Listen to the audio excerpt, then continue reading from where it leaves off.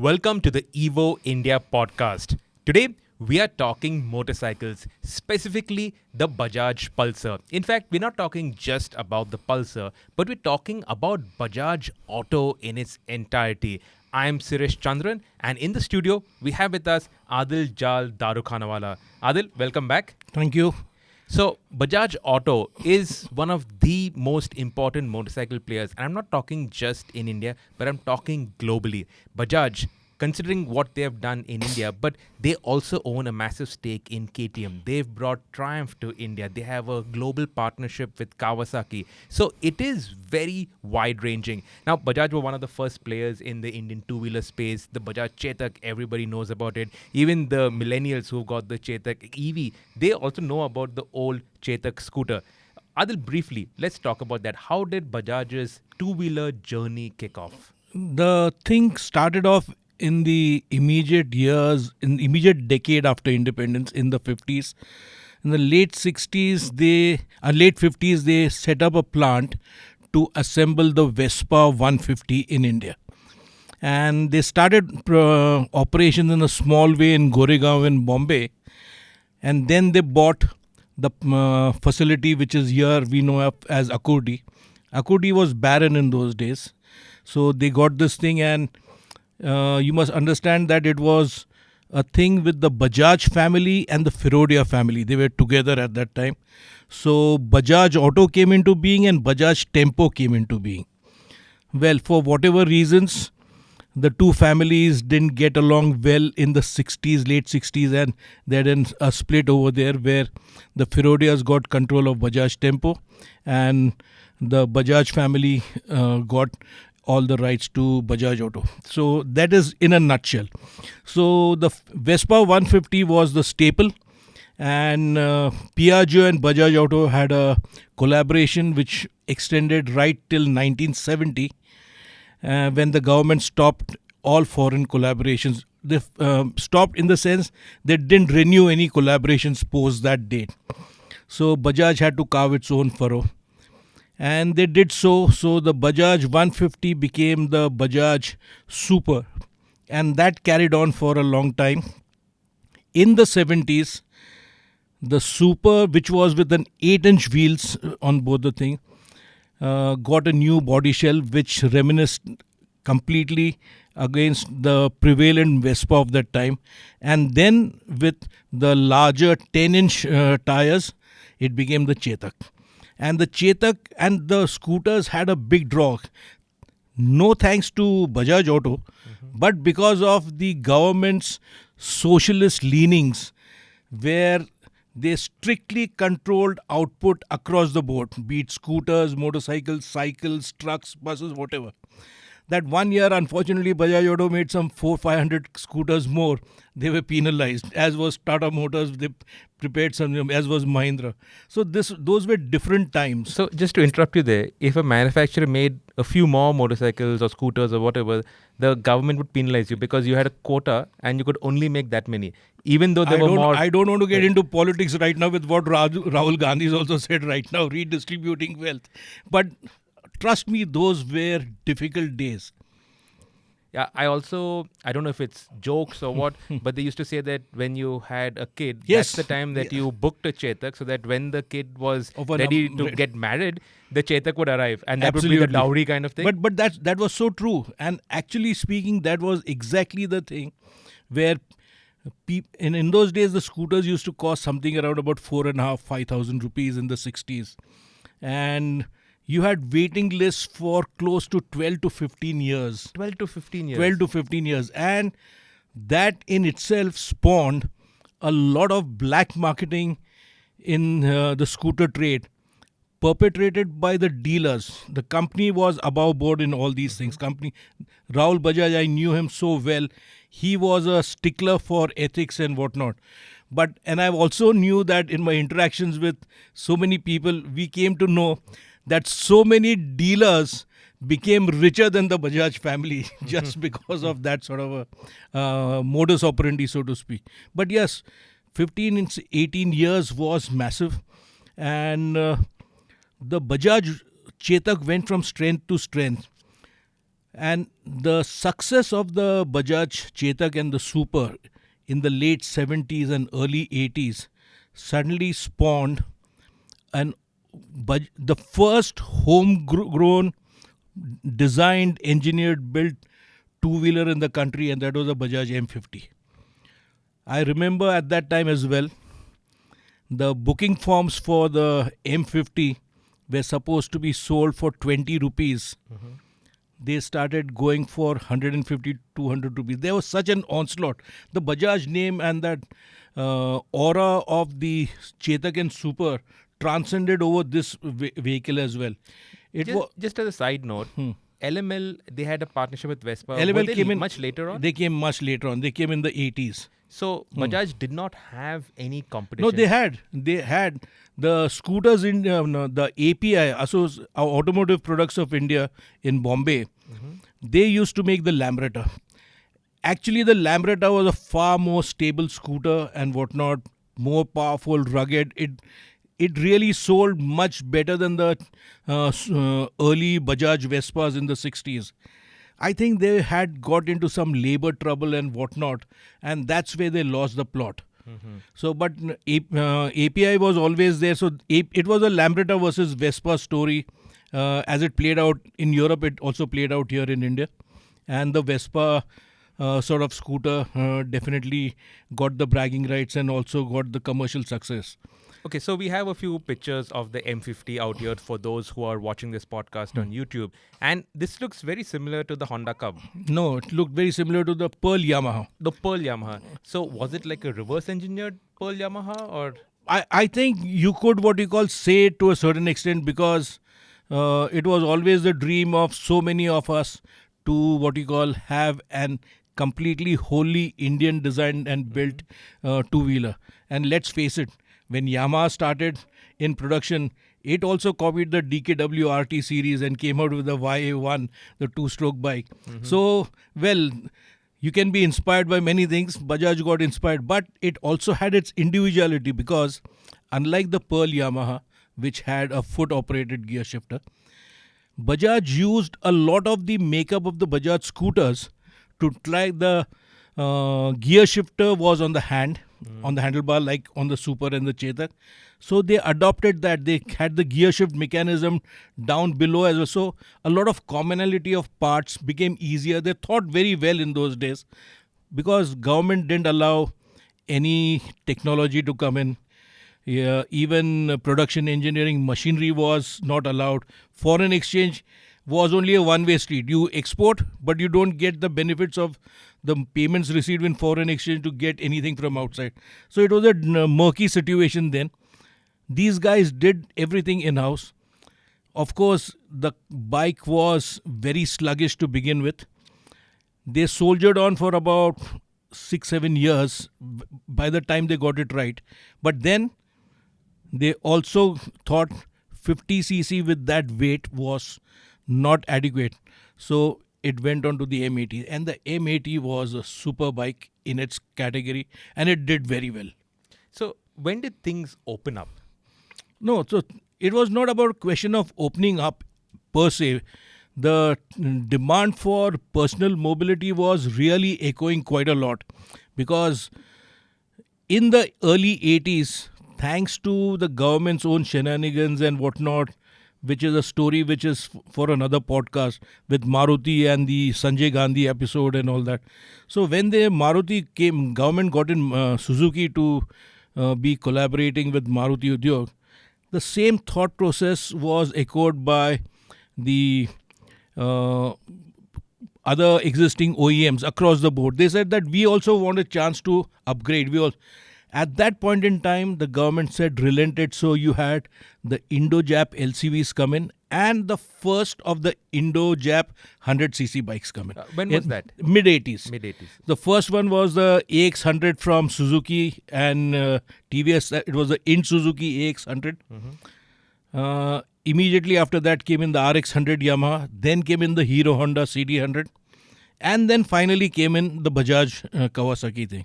What was very different about Bajaj and Kawasaki was they had a great collaboration in the minds.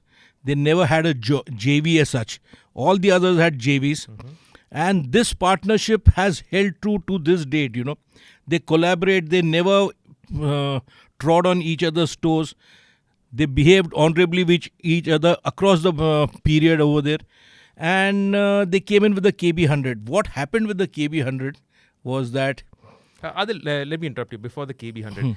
Tell us about maybe the negotiations, discussions at that time. Why Kawasaki? Why not, say, Yamaha? Why didn't Bajaj go with Honda, for instance? Because Bajaj were the biggest, right? True. No, again, that's a great point to have. The first point of call for Honda in India was Bajaj Auto. It would be obvious, right? Now, it was. So they came to Bajaj Auto and they spoke across as virtually as equals. And the only thing which they said, Rahul Bajaj said, being a staunch nationalist himself, he said, 26% each, I have no issue. No question about that. But I'll have one share more than you, because that should be my right to, be in charge of the outfit which we have built. On that one share extra, the partnership did not work out. Okay. So, and what happened is Honda were looking for newer partners. They understood that they needed someone who could be told to do whatever they suggested.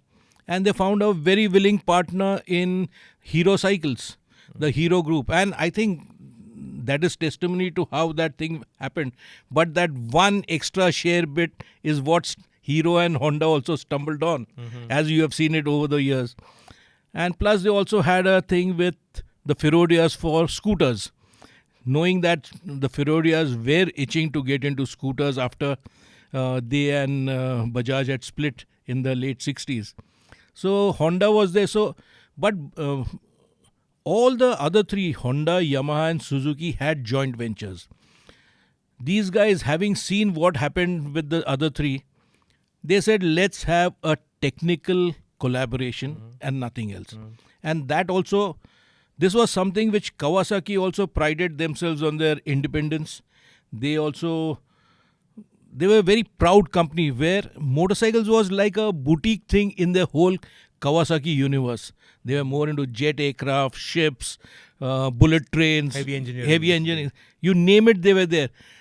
The motorcycle division was the smallest division in the Kawasaki universe. But they made some of the best motorcycles in the world. How did they come up with the KB100? That is a critical thing. It so happened that 84, 85 and 86, 3 years Bajaj saw what was happening with the other three. And maybe it's because of their lack of motorcycling genes in the entire Bajaj Auto setup. Someone said that we need to have a bike which will be the equal of the RX100 in performance and equal of the Hero Honda CD100 in fuel efficiency. Probably they never knew physics at that time. It doesn't work both ways. But that was the defining element there. And the KB100 was a very capable bike. Probably the best handling of the 100cc Indo-Jap bikes.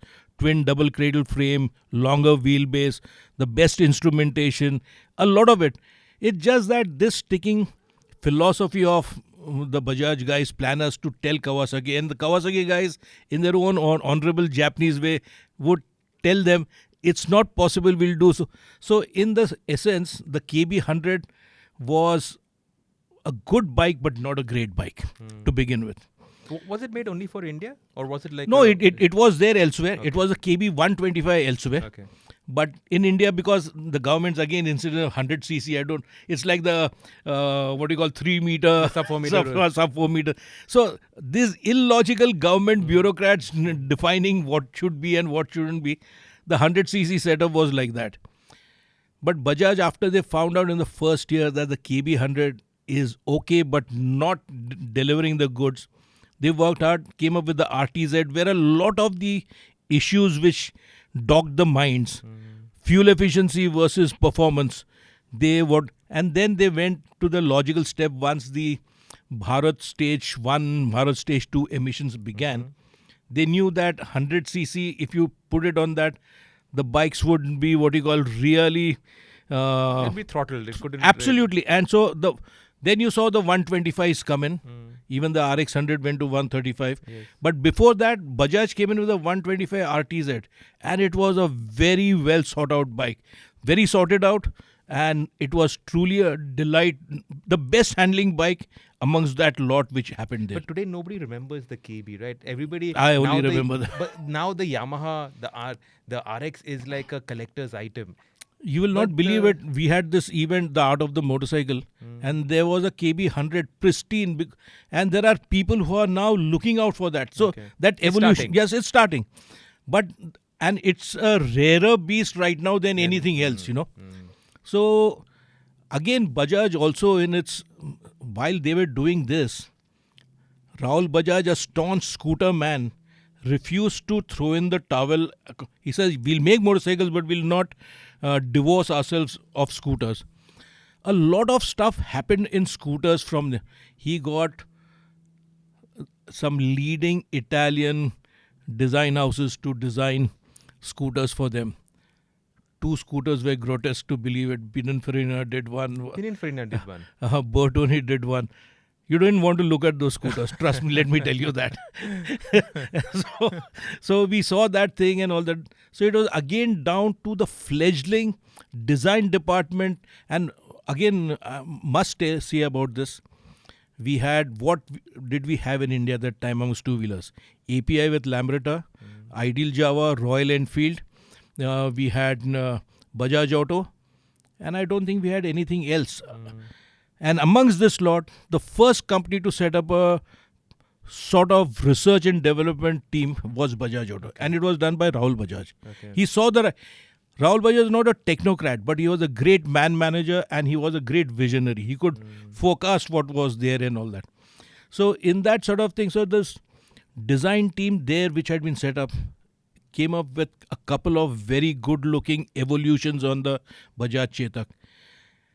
So much so that when LML came into India in the late 80s, they showed up Bajaj for not having what it takes to be in conformity with contemporary times. The LMLs came with electric start. So everyone suddenly said, oh, here we don't have to tilt the scooter to start the scooter. So that stung hard. But Bajaj Auto manfully went across. They not only did that, but they gave India its first electronic ignition in scooters before anyone else. That was a stock. So when you saw the Chetak electronic and whatnot, the electronic was for that, not just an electric start. So there was, and plus they also went out and developed India's first 4-stroke scooter. The Chetak 4-stroke. They did that. They knew Honda was also coming, etc. But by the 90s, when the economic liberalization really took hold and people suddenly started seeing what was happening, what was coming from the Japanese, etc. Motorcycles suddenly became much more a flavor of the masses rather than scooters. Critical aspect then was we were going through tough times as a country and money was short, so you had to stretch the rupee as far as a liter of petrol was concerned, and the CD100 Honda was head over heels, above heels for everyone. So the CD100 literally ruled the roost as far as motorcycling in India was concerned. By that time, the RX 135 Yamaha also had lost its edge because for the simple reason that it never packed in that thrill when you crack the throttle open. She was not as fierce as the 100cc ones with it. So once you lose your real reason to live, so the CD100 kept on doing what it set out to do. And in that sort of case, Bajaj said, okay, we need a 4-stroke. They were the first ones amongst the Indo-Japanese manufacturers after Hero Honda to have both a 2-stroke and a 4-stroke bike in there. So that came in with the Boxer. Okay. The Boxer came in before the 4S? Yeah. The 4S. Okay. Sorry, that was the 4S. So, and how many years after the CD100 was the... No, CD100 to came in 1985. The 4S came in, I think, around about early 90s. Oh, so it took that long Yeah, for them yeah, to yeah. catch up. But the fact is, they said we'll still have that Okay. as well. Finally, they got something which was there for performance, and which was there for fuel efficiency. So the 4S came in. It started delivering better fuel efficiency than the CD100. Okay. It's just that the setup which was created by the CD100 and by Honda, that magic name Honda, carried that brand far more ahead than what Bajaj could do over there. In terms of quality and reliability, Yes. was the CD100 superior? Let me put it this way. Quality was the same on both, but the CD100 was a smoother engine compared to the 4S. Okay. The 4S was a rougher engine, so in feel, but that didn't stop it from delivering great fuel efficiency. And if you see in our magazines from the 90s and whatnot, the 4S fuel efficiency mileage challenges and all, it would beat the Hero Honda hands down. Okay. So that gave Bajaj a lot of strength, but still they didn't go flat out. By that time, in the second half of the 1990s, the mood of the nation really changed. Scooters began to have... LML was in dire straits, given their own financial shenanigans themselves. So it didn't really wave the flag properly for scooters. And then slowly, the tide was turning, and it so happened that Bajaj Auto lost ground in volume to Hero Honda massively. And if by 1998-99, the bottom had completely fallen off the scooter market. And I must bring in Rajiv Bajaj at this time. Rajiv Bajaj was instrumental in starting out in Bajaj Auto from the lowest rungs, as his father had ordained. Let's cycle back. Where did he study here? Did he study abroad? He studied abroad. He studied here and studied abroad. And he did his engineering? Engineering, plus he did his...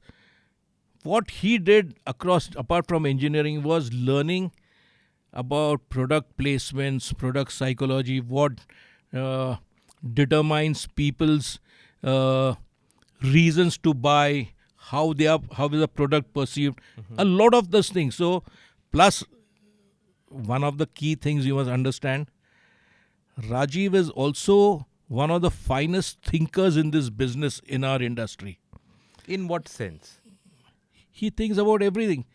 A person who thinks about his driver so well, his well-being and whatnot, as well as he's thinking about his people on the shop floor so well. He's thinking about where India should lead, in how it should lead. He also knows sometimes it's not possible to take a rival head-on. You can skirt around him and still achieve your goals. So a lot of these things, and he brought that thinking. And I saw it first time when in the very early 90s, Bajaj Auto came up with India's first off-roader bike, the SX100, based on the Kawasaki KB100. And that was clearly the younger Bajaj doing his thing. He and his brother Sanjeev, both of them were... So you could say that was his first bike? Yes. The SX100? Yeah, means he gave that thought to the people. The styling was maybe 10 years old at that time when it came in. But whatever be it, the SX100 Enduro was India's first on-off-roader. Okay. I remember that. I rode it very shortly.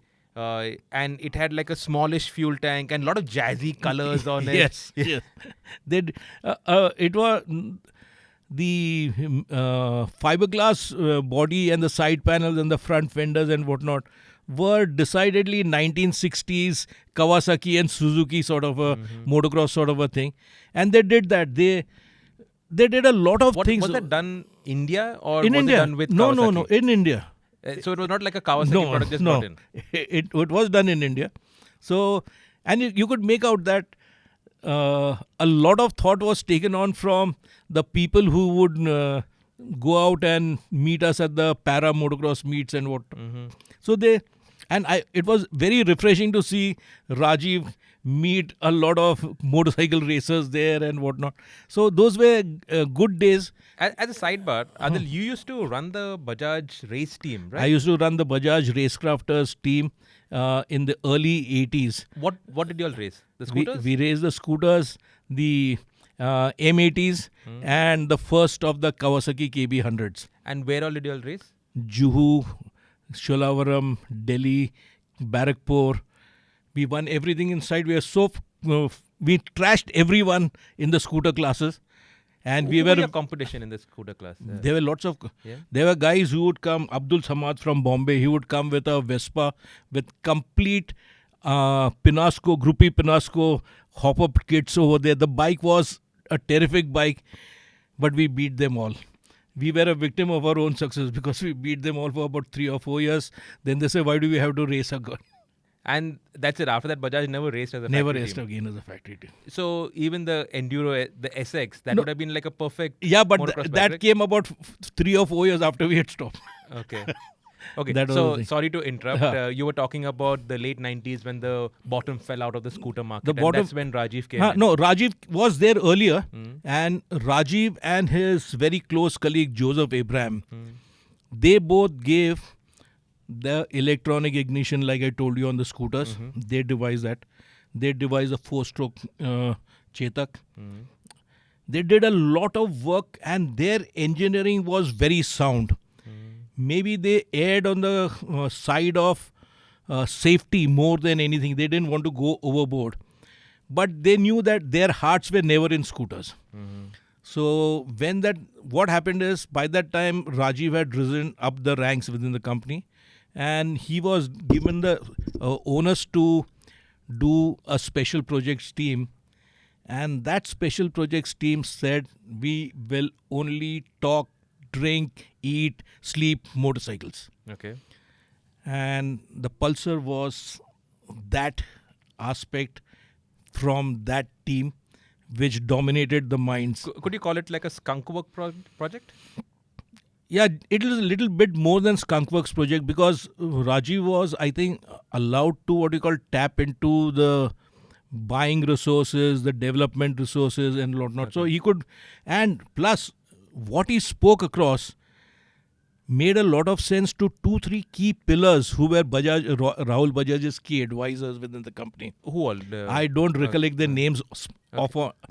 But what happened, and he found a willing allies in them, because he spoke and they understood that thing. But still, when the Pulsar was made, and they made some 40-50 regular prototypes, and Rajiv said, we will not put it on the market. For about 16 to 18 months, these bikes were given to key people all over India.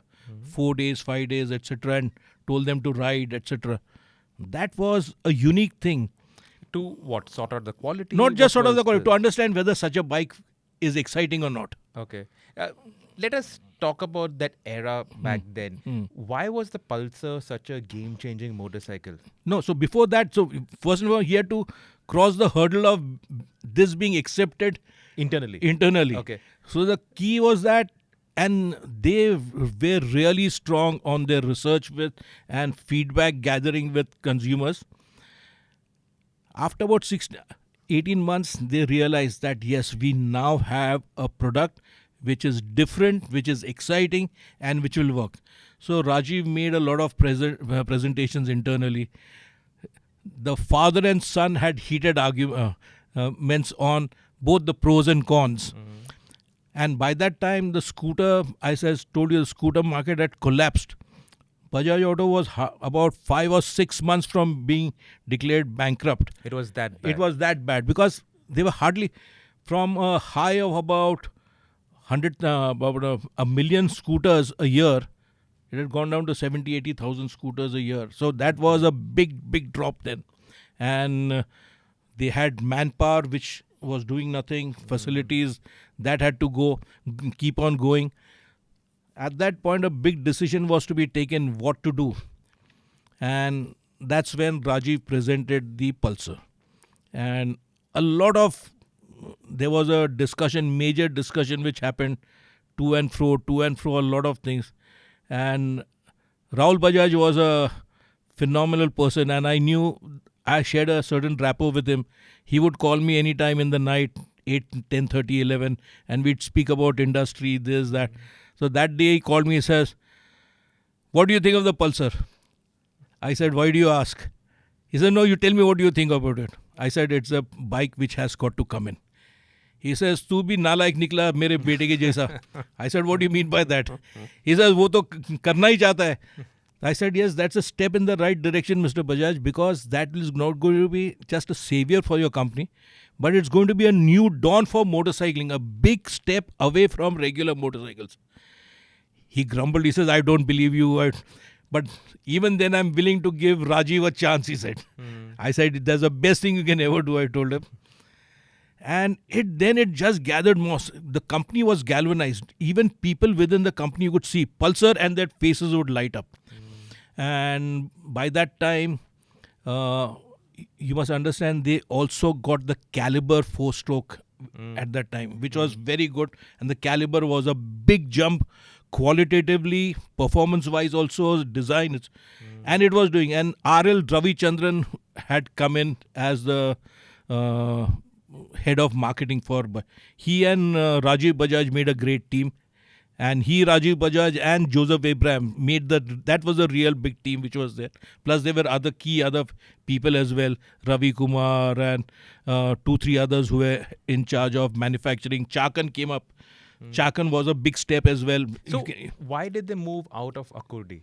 They had the facilities, everything was there. They had a big labor problem which happened in the 80s and all that. So, and they wanted to get over, because the key thing which Rajiv had learned his lessons from his academic years was, you cannot change the mindset and the attitudes of people who are already there in that one business for years.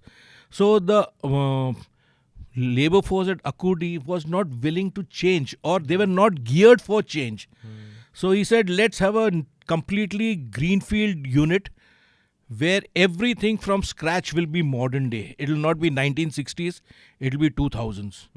And I think that was a step in the right direction. But that must have also been a brave step to invest that kind of money when course. The company was on its knees, Of course. so to speak. No, see, the thing is that the Bajaj Group was fiscally one of the best, managed groups ever. So they had that thing. So they had to make an investment for the future. Survival was one thing, but for the future as well. So you couldn't do a band-aid job. You had to do a surgical strike, so to speak, and do that. And Chakan came up, the Caliber came up, and the Caliber was the first out of Chakan? Yes. No, it came out of Aurangabad. Okay. The plant at Aurangabad, which used to make 3-wheelers, had the Caliber line there. Okay. And a lot of things. And you must also understand, let's get back to one more thing. Why did Bajaj never get into mopeds? It had a moped, a scooter type of moped, the Sunny, which came in. And that Sunny also later on spawned into very beautiful creations, but that thing just didn't, hold fort strongly in the minds, because for God knows what reasons. I'll tell you, Adil, it was not masculine. It was too feminine. Yeah, so it when was. I was, it was. in college. No, it was. But if you care to think about it, you had a quirky bike like the Scooty, and you had got, so I'd go in for the much better looking bike than I'd go for the Scooty. Yeah, and but the me Scooty, as a buyer back then, we would go for the Kinetic Honda, or you would whack our mother's Kinetic Honda, because the Sunny was... it actually met your licensing regulations, because at 16 you didn't get a license for a Kinetic Honda, you got a license for the Sunny. But for us 16-year-olds, man, we would never touch a Sunny, because that was, and it sounds very politically incorrect today, but that was a girl scooter. No, but the thing is that, again, as we'll go forward, we'll come to know about definitely male, and it's a he and not a she. That is exactly what was there. So Caliber happened, Chakan happened, and then R.L. Ravichandran, and so they announced the Pulsar to an largely the worst kept secret in Indian motorcycling, because will they, won't they, because it's going on for about 14-16 months. But once they announced that, it was terrific. I remember I had a meeting with RLR in I think the first month in the month before the launch and all that. They were debating as to how many bikes would be sold. It should be Rajiv had to sign off on production for the Pulsar's first month of production. So he was pestering RLR, and RLR had called many people. So amongst them, he had called me also. I said, you should, 10,000 bikes for sure. Grudgingly, RLR told Rajiv 5,000 bikes. Rajiv signed off the first 3 months for 5,000 bikes. First month itself, that got orders over 20,000.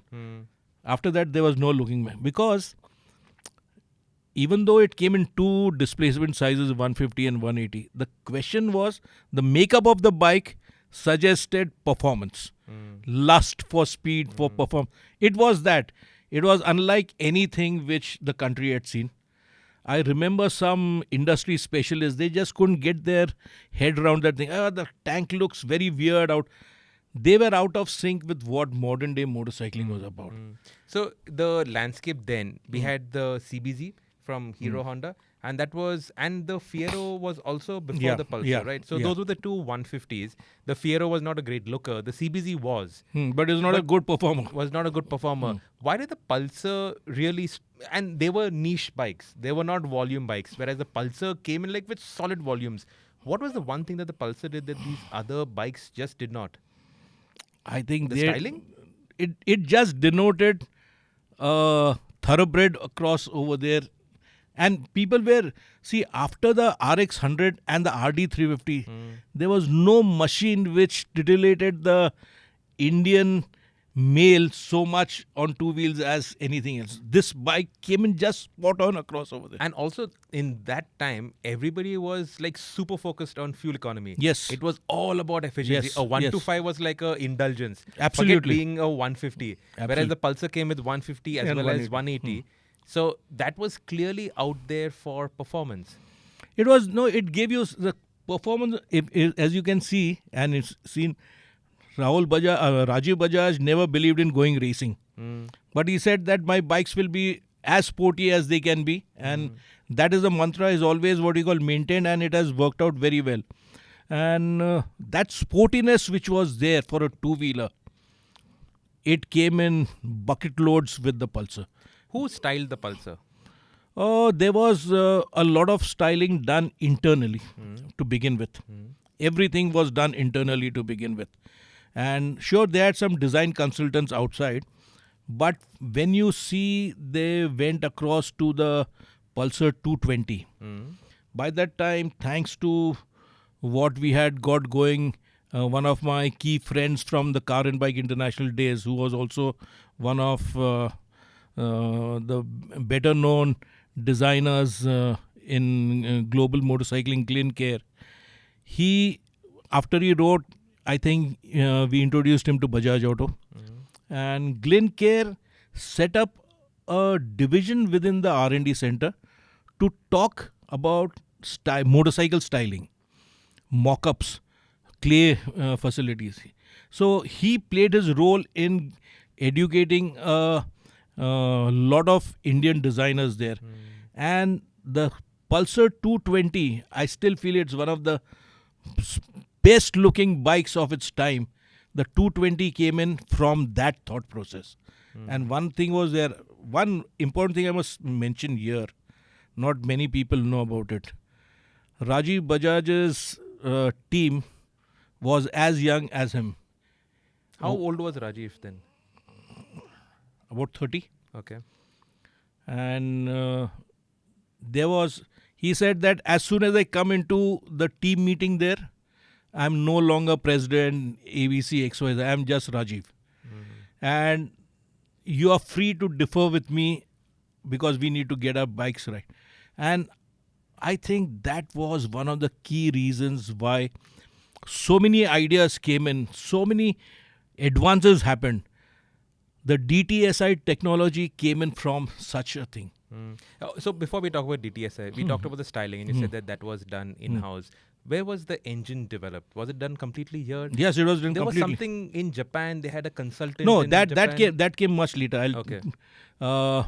So initially it was all done Everything here. was done. here. Everything was done here. Everything And was done here. So when the Pulsar was launched, and those days I remember, it was not like everything came out spick and span, No. and there was They were zero learning. problems. And They all were that. learning. What were the issues with the Pulsar? Key thing was that they didn't have the empirical data or the knowledge as they had on scooters, as far as metallurgy, as far as clutch, as far as cooling. A lot of things they knew.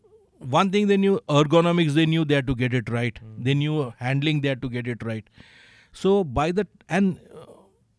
around that time, the ancillary base in India was simple things like clutch were totally dominated by Japanese makers who owed allegiance to Honda. So they never got... So they couldn't supply to Bajaj. They couldn't supply to Bajaj. A lot of things happened where Bajaj was persistent and it did a lot of things. So the first 8-9 years, we had people who would always say, "Arey yaar, uska gear shifting jara thoda." But the question was, they overcame that on their own. So much so that when the complete volume came into being, the Japanese ancillary suppliers said, no, we also want a portion of that pie. So that's how it happened as well. But they were the first in the country to have an oil-cooled engine. They were the first with the DTSi setup. So DTSi, let's talk about that. That was the first twin spark engine. Yeah. And that was hugely controversial. We didn't see anything like it. We didn't know whether it would work. There was a lot of question marks around it. Why did Bajaj do that? No, the question was that no one had done it didn't mean they didn't have to do it. And it so happened that at the same time, the DTSi technology also came on the Honda cars. Yes, Okay. the Honda City. Honda City, it came on. So everyone thought Bajaj couldn't do it, but Honda could do it. But here they said, no, we also did it. And the car engine was a bigger package. It could utilize all that stuff. Here it's a tinier package and to house that thing on. And in this one thing, what they did, forget about just that. They did a lot of things with the resonator gear exhaust system. They pulled out all the things. I always use this term about whenever I describe the Pulsar in so many ways always. The Pulsar was never a static target for its rivals. It was always a dynamic target. And it would just keep on going. Everyone tried to catch up with the Pulsar. Suddenly it had moved. In 16-18 months, it had moved another step. And that's what has been happening completely. So we had the DTSi on the 180 as well as the 150. The focus on the DTSi was what? Efficiency? No, it was proper full-fledged combustion to give it what we call very clean emissions without what we call sacrificing power and fuel efficiency. That was the key fundamental there. And also they patented the DTSi tech. Yes. And that led to a huge issue with TVS, where TVS with the Victor or what was the motorcycle? I forget the name of the motorcycle. But that had almost come to market. And then there was that lawsuit that was filed and that went back and forth. And that became a little bit of an ugly spat. That began because the question was... that was a technology which was being developed all over the world. Only two manufacturers came up with it, Bajaj and Honda. And it's not that we did not have twin spark plug heads in cars before. How it was made was critical. And I think that is where the spat happened between the two. Okay. So we had the DTSi. Then not just that, after that we had the 3-valve head also. The 3-valve head, yeah. Exactly. That was critical because even Honda did a 3-valve head. So you needed better breathing, you needed better combustion, you needed to kill the carbon emissions at source. So if you have complete combustion, there's no tailpipe pollutants, or the tailpipe pollutants are lessened to a great degree. So that was a thought process which went in. So was this around the time when the Japanese consultants came in terms of No, so engineering? Japanese consultants came in around about the time when the Pulsar 220 was coming in. So that was the first fuel-injected motorcycle in the country? Yes. Okay. What happened was... Tadao Baba, who was the spiritual head of the Fireblade. Fireblade, After he ended his innings with Honda, he had set up a engineering consultancy, and he would give consultancy to many manufacturers all over the world. So he had come, he was on a short stint to with Bajaj Auto, where he only helped them refine the fueling on the bike. Okay. So, but that was critical, because you must also understand that the father of the R1, Ishikawa son of Yamaha, who was also head of Yamaha America and then was head of Yamaha India. After his retirement, he also was there as a consultant to Bajaj Auto. So, a lot of people have played their roles. So there's a little sprinkling of Fireblade magic dust in the Pulsar. Could be, but I think the Pulsar ethos overran everything else. Overran everything. Because if you care to see, if they had the Fireblade thing across, they could have put it in the Charisma. And for right from day one of the Charisma till it ended, it was always the all new Charisma. Because so we knew what was all new Charisma, but we never knew which was the all new Pulsar, because every now and then there was a new Pulsar coming up. So the 220, I remember it was like a race amongst manufacturers to be the first to do a fuel injected motorcycle. Yes. The Pulsar 220, that was the very first. And that you don't really see too many of, because that really didn't take off, did it? No, it took off, but I think after that, the pricing was critical over there. And then around that time, I think the first seeds of partnership with KTM, buying that, and that larger, grander plan started taking shape, And as you can see, so let's talk about that. When did that... So, Rajiv, like you said, great thinker. While he was putting together the whole Pulsar thing, getting that seeded and really growing those volumes, when did he start thinking of a global alliance? No, so the thing was, he first had to establish himself as a serious maker of motorcycles. The Pulsar allowed Bajaj Auto become that. And with Kawasaki's help, the Pulsar started being exported to the Southeast Asian markets. Philippines was key. Indonesia was key. And badged as a Kawasaki or as a Pulsar? As a Pulsar. Okay. And but sold through Kawasaki outlets. Okay. Which was very big. And the only time I think Kawasaki allowed a differently branded bike to be sold through their outlets, which was a bigger achievement across. And not many in India are aware of that.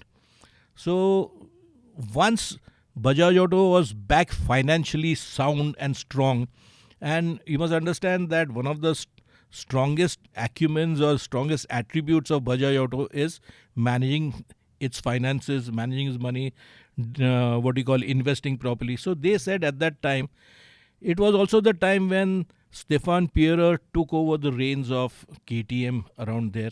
And Stefan and Rajiv being of nearly the same age group and whatnot. And they had met and they struck it off very well. And that is when the grand vision started unfolding. KTM was more a maker of motocross off-road bikes. They had a very little commuter or sports bike presence for the masses. So at that point in time, Chakan was doing very well. So he had invited, Rajiv invited Stefan here, and they saw Chakan and what it could do. You could really do. Then let's not forget the role played by Joseph Abraham. When they understood what Joseph was doing with his engines, and that's when the grand plan started unraveling. They said, let's devise a sort of commonality of engines, which could, with just a little bit of change, could be a Bajaj, could be a KTM, could be ABC, XYZ, whatever. And I think that philosophy got them going. So there was I think a small investment made by Bajaj Auto into KTM. I think it was 20% or 18%. And then it gradually came on to today, it's almost about 48, 49%. Yes. So it started off as Bajaj investing in KTM. Yes. And then over time, it grew into the whole KTM range being made here. No, not the just smaller that. ones. That is a very easy statement to make. It became, what the general public doesn't know is that the KTM engines and whatnot are really, they bear the Joseph Abraham imprint. Okay. It's a Bajaj Auto imprint. The tuning and the performance delivery is KTM's on that. And if you see the architecture of the Pulsar engines and the KTM engines, tremendous similarities, but completely different in the way they are set up, completely different in the way they are tuned to operate at different RPMs, etc. Needs of the market. So people say that the Bajaj engines are KTM copies, but in essence, No. the KTM engines are actually engineered and Yes, designed here yes, in India. yes, yes. Let me throw this myth out of the window. Everyone says the Triumph stuff is all Triumph. It's again a Bajaj Joseph Abraham effort. There are some people amongst our fraternity who says a brand new engine. You don't know, if you don't know your engineering, you are allowed to get away with making such inane statement. You just flip the cross section of the engine the other way and you see the bottom end. It's so very similar. It's just that you flip it out, the output shaft for the secondary drive is on the other side. It is so very much something which Bajaj Auto, Rajiv Bajaj sold this aspect to so many bike makers. So KTM is reaping the benefits. Triumph is reaping the benefits. So we'll come to Triumph. No, but KTM has got, KTM and Bajaj are pure-bred partners in every aspect. So they complement each other. Rajiv Bajaj doesn't want to go motorcycle racing. He says KTM does the job for me. He said one thing very clearly to me one day about a few years ago. He says, Adil, I cannot command the sort of money for a Pulsar which I can command for a KTM. But I can do both and be happy getting both of them do their thing. And I think that is a success story. The thought was perfect. Let KTM target everyone at the top end. And again, the KTMs are not phenomenally. Look at the BMW in comparison. No, KTM's a great value. Great, exactly. So he's not forsaken value for just the Pulsars are there at one end, the KTMs are there at one end, and the Triumphs have come in between. So it is something really unique across what we are seeing. You know. So before they brought KTMs to India, they obviously still had the Kawasaki partnership, and that's when they started bringing the bigger Kawasaki. So they started this pro biking network. Yes. But that didn't take off as well. There was a reason for that also. That was the reticence of the Japanese, because they said the Japanese, the sports bike market over 400, 500 cc was very minimal. So Japanese were very reticent as to how they would offer service and spares. And there were no numbers to throw around to what you call. So Bajaj said, we are happy to do that, but you have got to invest in your spares and whatnot. So I think that was, and as you can see it right now, let's not talk Kawasaki alone. Kawasaki are doing very good among the Japanese bike makers over here with imported bikes. But look at Honda. Look at Suzuki. Look at Yamaha. Nothing which is happening there. So it was on that pivot that they decided to part as partners in India and not to what you call do that. So that is really the key across over there. And by that time, Bajaj had tasted phenomenal success with KTM. Before partnering with KTM, did Rajiv look at other brands like, say, Ducati? I must tell you something. I think when the scooters were just getting out of favor and flavor, the Castiglionis who owned Ducati at that time had come down to, they had befriended Rajiv in Europe at some show or something, and they had come down to make a presentation to Bajaj saying that you should make the Kajiva scooters and you should also make some Kajiva motorcycles, which at that time had a lot of Ducati material in them. So they also gifted Rajiv a Monster, which is still there in the plant. They did a due diligence of the Italian company's books, and they found there were gaping holes in that thing. And knowing the Castiglionis who were masters in that form of financial skullduggery and whatnot, Bajaj Auto politely declined that thing. There was also a thing during the late 80s and early 90s, Piaggio was in deep trouble. And the original Piaggio family wanted to sell Piaggio, and they invited Rahul Bajaj to be on the board of the company, which he was there for a few months.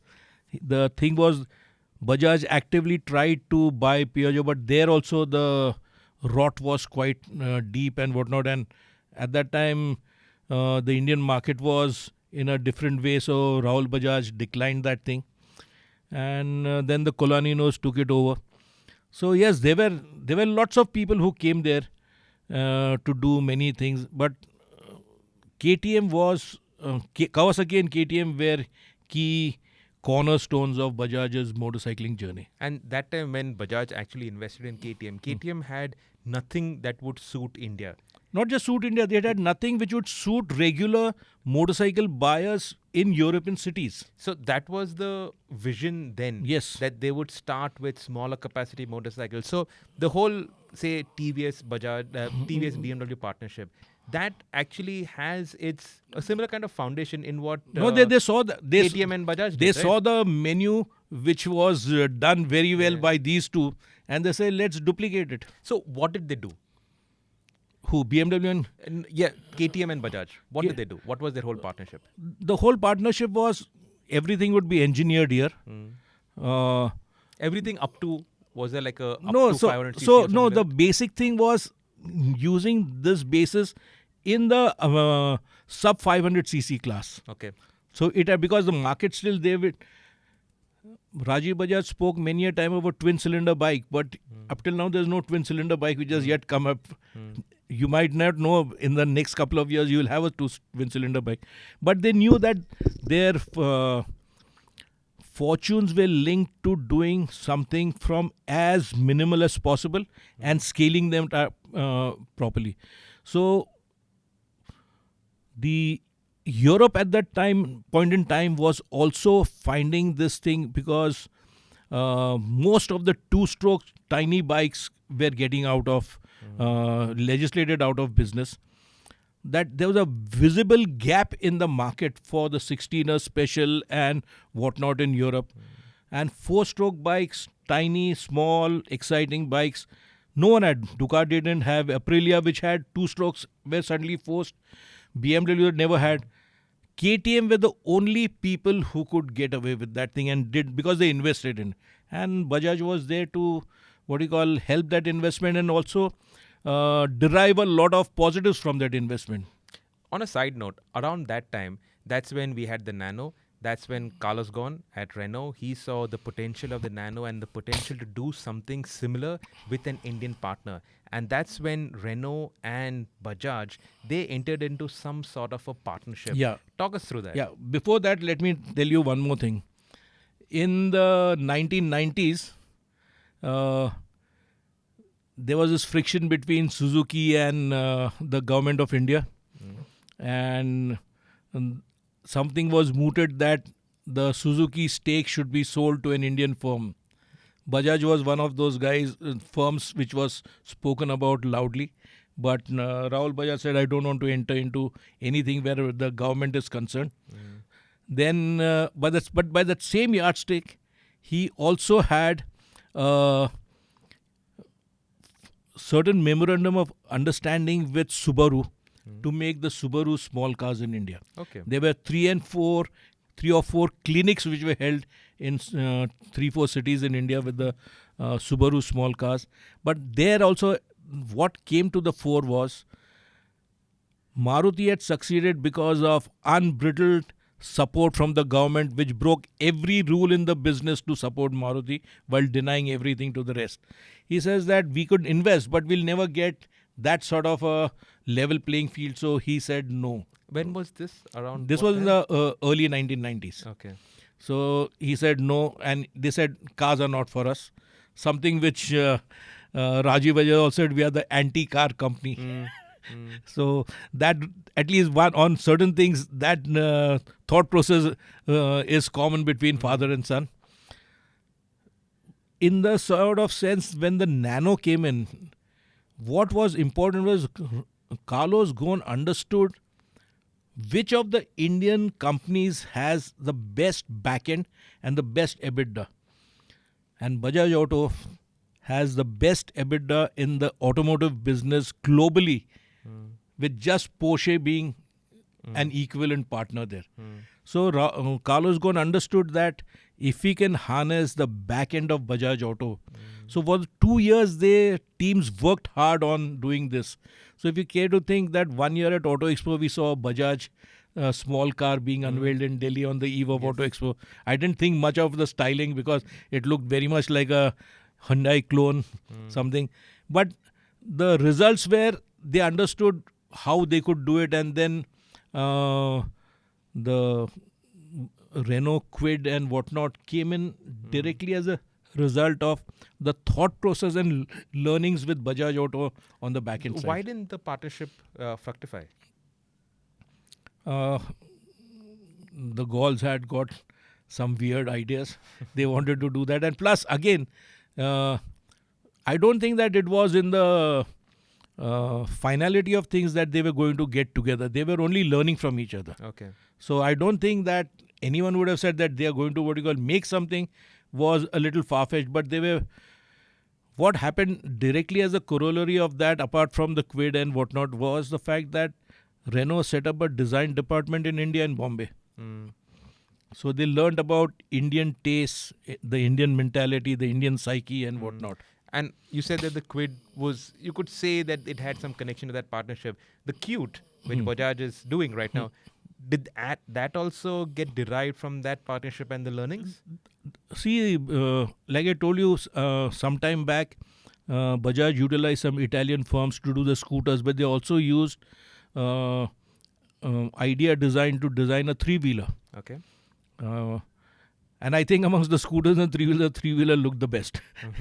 So, but Rajiv Bajaj wanted to go beyond the three-wheeler, in the sense, tackle that same segment, but with a modicum of much better safety and whatnot compared to the three-wheeler. So the quadricycle concept, which he did that, and the Qute came in from that angle. The Qute had a lot of resistance from Indian That manufacturers. is that is because TVS also wanted to do a quadricycle. The first Bajaj Auto had said no quadricycle. Then they came up with a quadricycle. Then TVS said we will not allow quadricycles. So there were wheels within wheels amongst manufacturers there. And it's still not taken off as such, right? No, they stopped across over there. The Qute is, if you go to Sri Lanka, the Qute is a raging success there. So it is like horses for courses. But on that note, that's a great note. Let's talk about exports. Bajaj has this tagline, the world's favorite Indian. And in terms of that Bajaj name, it's actually the most visible Indian name all over the world. True. You travel in Africa, you travel in the Middle East, Iran. When I was there were Bajaj Pulsars and Boxers all over. And in fact, Bajaj also makes a export-specific version. They have a Boxer 150, which is not sold in India. It's only for export markets. What Bajaj did in Africa is a clear case of how the Chinese were humbled there. The Chinese used to sell their bikes for about something in the region about CI value about $350 or $360 for a 125 thing. Bajaj came in with a better bike in the Boxer, more robust, more reliable, more fuel efficient, and priced at about $450, higher than the Chinese. And they worked hard at it in Kenya, in Tanzania, in Nigeria, in many other. They've had the Chinese on the run, and now the Chinese are disappeared from there. So how did that whole export strategy start? Where did it start from? It started, Bajaj was, if you were, in the 70s and 80s, Bajaj used to export its scooters to Taiwan. Okay. And there was an assembly plant there in Taiwan. For Bajaj For scooters? Bajaj scooters. Okay, I didn't know that. So, and the Bajaj scooters were exported to a lot many places all over the world, including the US, mind you. The Bajaj scooters were exported to the US? Yeah. So, there was quite a lot. There was a Chetak Viking, which was a US-specific version of the scooter. Really? Yes. So, again, like I said, but at that time, Bajaj was hard pressed to just supply domestic demand. So it did not. But it always had an export division. One more thing I must say about Rahul Bajaj. He tasted blood in acquiring global awareness for his brand. And from, I think, around about the late 1970s till close to about the early 2000s, the Asian edition of Time magazine always had the Bajaj ad on the cover, every issue. Really, yeah? Oh. He said that is my corporate, it comes from my corporate advertising budget, not from the product advertising budget. Okay. There were a lot of things he did like that. He was a spokesman for India everywhere on the global front, on the industry. So the Bajaj name carried a lot of relevance.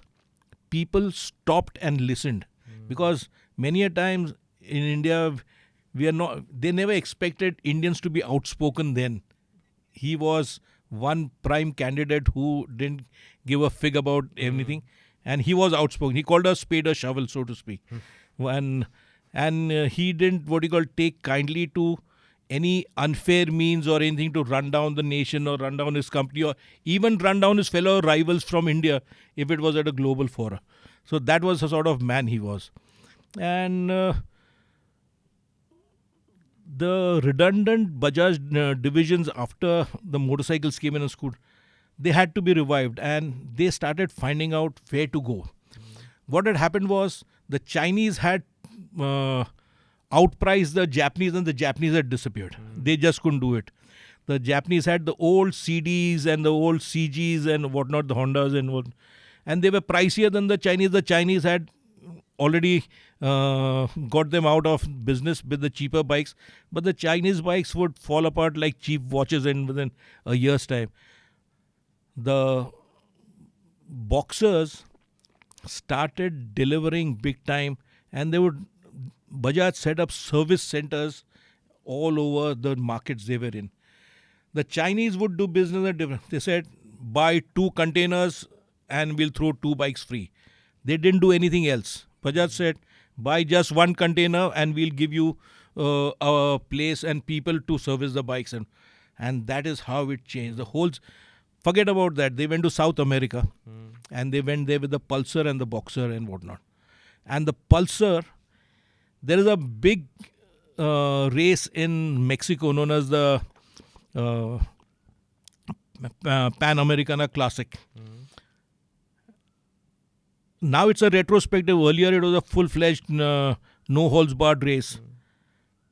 But they also started having classes for motorcycles over the last 25-30 years. And I remember we did one story in Overdrive. That 1 year, the 250cc class was won by the Pulsars. They just walloped everyone else. I think that brand building sort of thing really got ingrained into the minds of very many people. Plus, that one other approach which Bajaj Auto took of stunting with the Pulsar, it carried itself very well. That transcended into a lot of the psyche of the youngsters there. The Pulsar became that sort of a hooligan bike, a pleasurable hooligan bike to have, a must-have. You didn't need it, but you wanted it. So today, Bajaj is the largest exporter of two-wheelers from India. They're the world's largest three-wheeler manufacturer. So everywhere you have three-wheelers, those are Bajajas. Now, of course, TVS is also there. And in fact, I believe one of the reasons why the Hero and Honda partnership fell apart was Hero wanted to go abroad, go international, go export, looking at what Bajaj that would never was happen, doing, no. But Honda would never. That would never happen. Yeah, that would never happen. Is exports also one of the reasons why Bajaj is such a financially strong company? Absolutely. There's no question about it. Like I said, if you have got a great hold on the domestic market, plus you are doing great overseas, I think that's the right recipe to what you call adopt. How are they so strong financially? They have interest. They are very diligent in how they spend the rupee. That is one thing. You'll see that thing many a time. They'll never go overboard on many things. But it is like this. Whenever they want to do something, they'll do it with the due care and attention it deserves. Not a penny less or not a penny more. And it's not that they are in the classic Marwadi sort of terms. One of the finest managed companies in this country is Marwadi owned Bajaj Auto. So you can't hold that against Bajaj Auto. So we Now talk forget about just that. Look at Sanjeev Bajaj. He heads Bajaj Allianz and Bajaj. He's made it into Bajaj Finance. He's made it into a powerhouse. So you can understand. They know how to deal with money. They know how to deal with money. So we were talking about KTM. Now Bajaj has such a strong partnership with KTM, and it's not a technical collaboration. Bajaj has a huge stake in KTM. Why would they want to go and look at another partner internationally, which they have with Triumph? What was the reason for it? I will flip the statement in a different way. You must understand that whatever Bajaj has done with KTM, they did it with KTM. After KTM acquired Husqvarna, they've done it with that.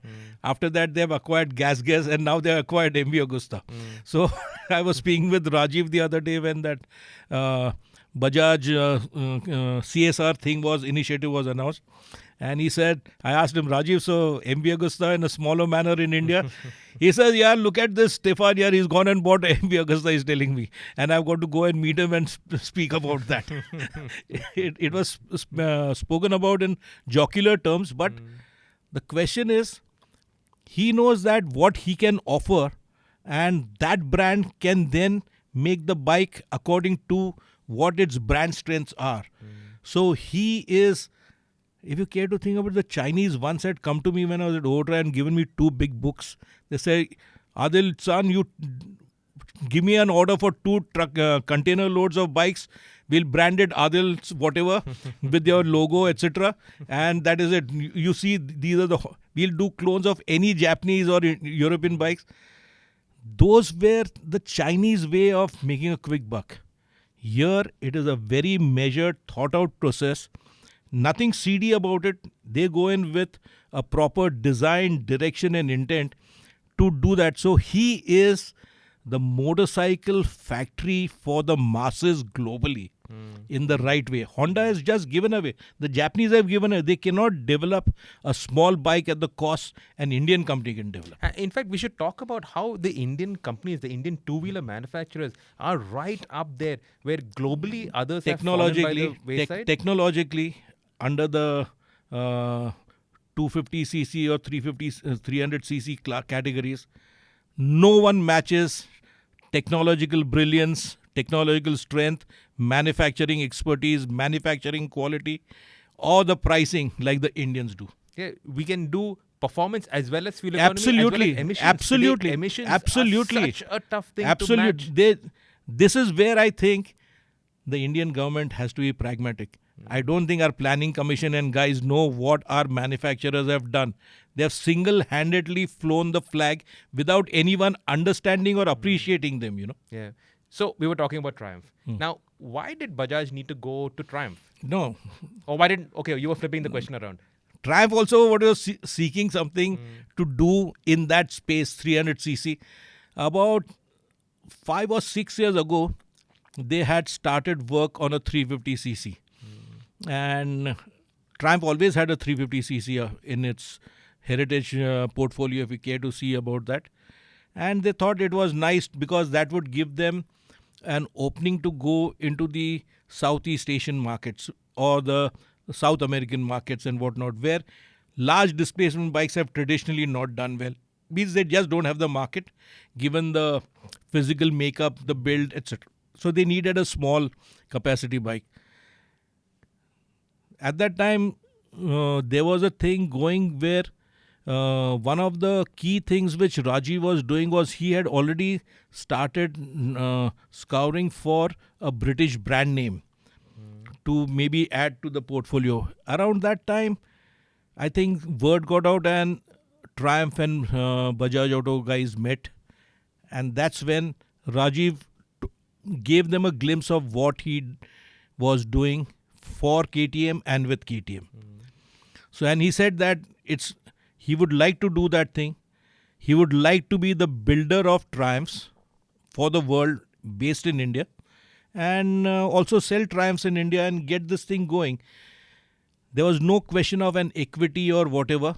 They did their sums, win-win for both of them, and Joseph Abraham's genius again came into the fore, and Rajiv Bajaj's way of putting the complete package together along with the blues really helped that thing out. And when you said that the KTM engines had a lot of Indian engineering R&D into it, so there was no question of KTM objecting to Bajaj using the same guts of that engine for I don't Triumph, think right? so. I don't think so. That was one of the key things about the success of the KTM Bajaj partnership is their openness with each other. But the Triumph and Bajaj partnership is a big partnership because It is. they are setting up Triumph dealership Yeah. network all over the country. So it's not a small thing, It's right? not. One of the things you must also understand is KTM is a sharp-edged product which is focused on performance, and more than not, it's a very different type of bike to the mainstream bikes. So Triumph has got, just think about it. Let's not get into the rocket territory or look. They have super sports bikes. They have the classic range, etc., which KTM is not present in. Yep. So you shore up. I have a feeling that there will be even more consolidation amongst brands globally, motorcycle brands. Let me also tell you that Harley Davidson came to India and asked Bajaj Auto to get going. Oh, why didn't Bajaj partner with them? I don't know. It's an uncharitable thing to say, but I don't think that V-twin thing was for him so much so. Or maybe I think it was a different thing. The Yanks, how much they would be focused and committed to was key, I think. Okay, so Bajaj and Triumph. Has that been done because Bajaj wants to eat into Royal Enfield's very juicy cake? And it's no secret that Rajiv has been eyeing that classic market and also the huge profits that Royal Enfield are earning. The Dominar, for instance, that was clearly targeted at the Royal Enfield. It was not clearly wrongly targeted. But wrongly. Yeah, clearly wrongly targeted. So is this like the next step and the attempt to take on Royal Enfield? You know, at the Triumph launch in Pune, someone asked the same question, why are you going after? And Rajiv says that he quoted a thing, the robber says that he wants to rob the bank because that's where the money is. So the question is, he's doing a better job not robbing, but targeting Royal Enfield to do that thing. The Dominar, I feel, is one of the saddest stories of a very good bike not finding its potential. Terrific machine. Even till today, there is no machine in its category which is so adept at its job than that. It's just that its positioning in the mind and in the market was wrong, because the question is, you are talking about a different genre of bikes as the Bullet was, and this is a spaceship compared to that. It should rather have been portrayed as a spaceship than to what you call have as a lumbering elephant across over there. I think that, so maybe the new Pulsar which is coming out is clearly defined to go as a spaceship. So that was going to be my final question, but since you already spoke about it, what can we expect? Spill the beans, Adil, come on. So, to be honest, in any case, this is going to go up like maybe a day or two before the launch. Yeah, I think, like what I said, Pulsar has never been a static target. It pushes the envelope. It really expands the goalpost wider than anything else, and it rams through that, and it delivers smiles for its intended customer base. And I think that is where you're going to see a lot in that department which will come. A lot means twin cylinder engine? No. They've said that this is going to be the largest ever Pulsar. Yeah, that's okay. So we're looking at 400. Yeah, that's okay. Right? That's okay. Yeah, but not a twin. No. Will this be a naked or a I'll tell you. I'll tell you one thing. I don't think the fully fed thing in Bajaj parlance is a great top end, exposed engine, and a good belly pan and whatnot. That is the closest they will get to a fully fed thing. But I think it has got to be a naked roadster. One thing which not many people understand, and you can get the same results from a single without the complexity of a twin. You got to understand that fact of life as well. So I think that's where it is. So that's the big Pulsar that they're doing. They're also going to be doing a first, which is the CNG motorcycle. June this year, you will see that. Now, okay, we know why they're doing it, because that becomes a very efficient mode of transportation. But there's also a reason why nobody else has done that. Because how do you store a cylinder of CNG? I had an opportunity to speak to Joseph Abraham at that same Bajaj CSR big announcement. And he says that we have licked that problem. And trust me, given Bajaj's design and packaging insights with the way, just think about before the Pulsar, no one thought about mass centralization, how much weight on the front wheel, how tall the fuel tank could be, how raised the rear. These are things which have come in because of their thought process like bikers. So from performance-oriented biking, sporty biking, they have used it to also use the same sort of means to redefine what can happen on the commuter end of things. And once the CNG thing comes in and fill it, shut it, forget it, will be what you call knocked off. There'll be a different, total different dimension to that treatment, but with a Bajaj angle to it. So you are excited about the CNG motorcycle? I am excited about the Pulsar. That we all are. So what I'm saying is, you will not find me taking to the CNG engine small bike. It is perfect for our masses.